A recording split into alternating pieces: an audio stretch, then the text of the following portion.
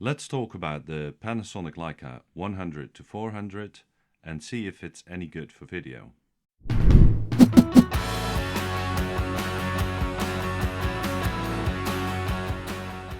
I'm Sebastian and welcome to my channel. So today I want to talk to you about this Panasonic Leica 100-400mm telephoto zoom lens, which is a 200-800 full frame equivalent. There's lots of good review videos here on YouTube about this lens, showing the performance in terms of chromatic aberration, overall image quality, corner sharpness, that kind of thing. But these videos are mostly focused on photography. And if you've watched my previous videos, you probably already know that I'm more of a videographer than a photographer. So I wanted to check whether this lens is any good for video. Therefore, I won't go into the chromatic aberration, corner sharpness, that kind of thing that's already out there. So in this video, I will take a look at this lens in terms of usability and performance for video. Let's go over what this lens has to offer first. Let's start with size, weight and build quality. This is a very well built lens. It's a metal build and it feels very solid and therefore is also a bit heavier than a lens with a lot of plastic parts. But the metal also means that this lens is more durable and that it can take a bit of a beating. Also, this lens is fully weather sealed. So that means when you would use it with a G9, then you have a weather sealed combination of camera body and lens for using outdoors in all kinds of weather conditions. When it comes to size, I think it's a pretty compact lens, considering the zoom range that it has from 100 to 400.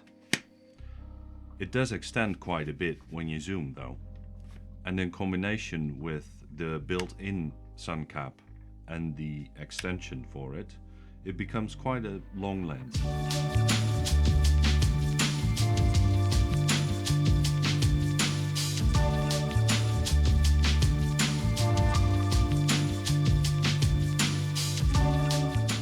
The tripod mounting bracket is very nice and can easily be turned to the side, leaving the switches in the same place. That's of course intended for being able to quickly switch between portrait mode and landscape. But since I'm not much of a photographer and I also don't really shoot vertical video, I find it actually comes in handy with storing the lens with camera in the camera bag.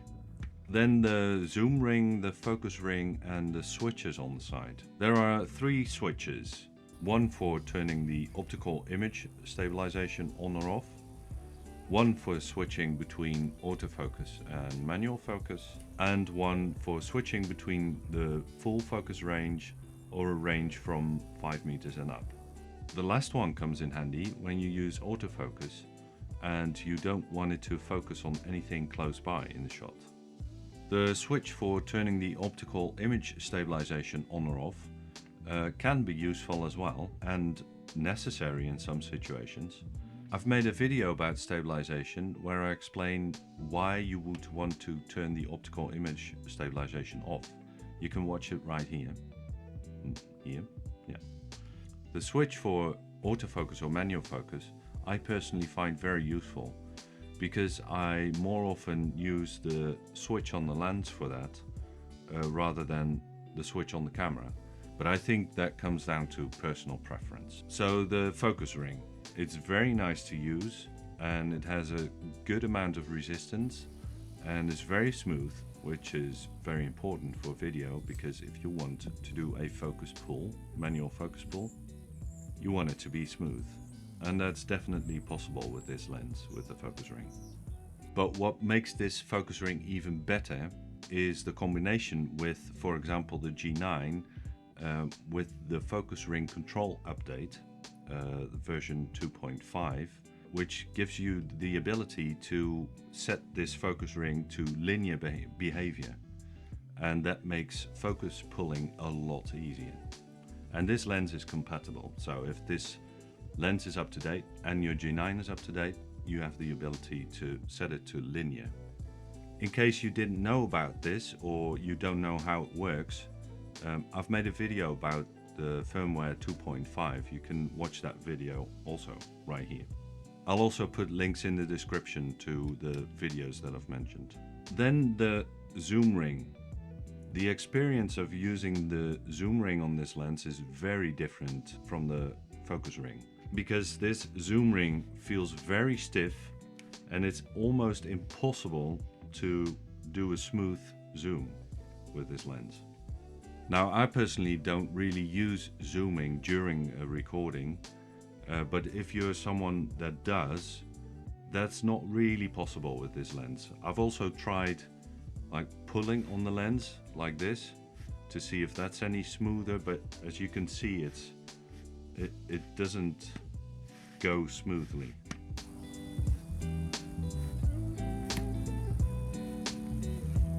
Now for me, it's not really a downside, but it would have been nice if it was a bit smoother just for ease of use, really. The autofocus performance on this lens is pretty good. It's quick but smooth, at least with the G9. This can of course vary depending on the camera body you're using and the autofocus performance of that particular body.